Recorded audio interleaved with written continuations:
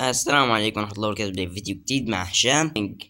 في فيديو النهاردة معانا لعبة جراني الجزء الثاني. لو فاكرين المقطع الأول يعني جاب عدد مشاهدات كويس بالنسبة لي، فحبينا نعمل جزء تاني، ويلا بينا نبتدي الفيديو. أول بسم الله. في ناس بتقول إن الجزء ده بيخوف أكتر. يعني أنا عندي واحد واحد زميلي في اليوتيوب عنده 1,000,000 مشترك، بيقول لي إن الجزء التاني مخيف. ما تستغربش، عنده 1,000,000. أيوه، تيجي نبص بص ده بس كده يا جماعة. فهمت أنا دلوقتي. الحاجة بنت الحاجة تقدر تطلع. أعوذ بالله، اجري يلا اجري.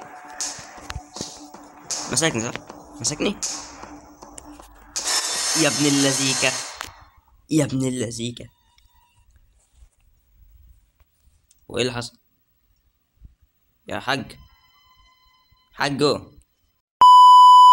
جماعة؟ اضطريت اعيد اللعبة من جديد علشان يعني الحاج علق وحط ايده في بقك كده، مش عارف ازاي.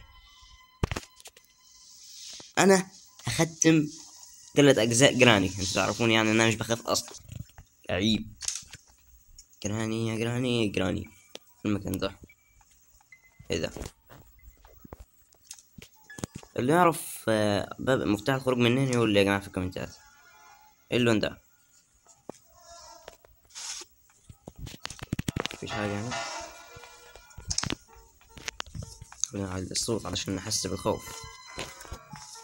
والله يحرقك ما عبد الرحمن يا بعيد.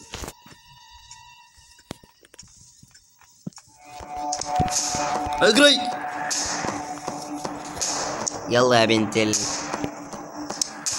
امشي يا حاجة. مفيش حاجة، ده انت بتهيألك. اي سي. الله لا لا لا لا لا لا لا. وفي ايه؟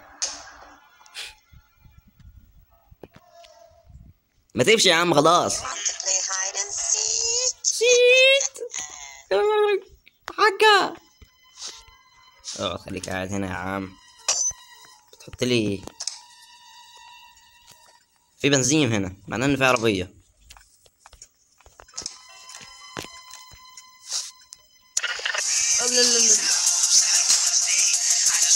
والله يا جماعة افتكرت اسمه ايه دوت تسلا. في حاجة السينما هنا، يا رب ما تيجي، ربنا يستر. احط الحاج يعني دي ولا ايه؟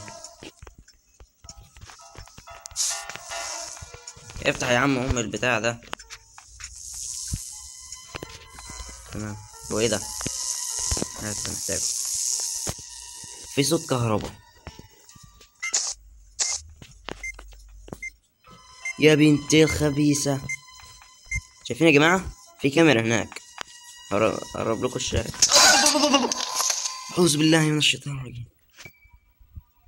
يا بنت اللذينة أنعمت عليهم. اليوم الثاني. وإيه هو في إيه؟ بتيجي هنا وتعلق.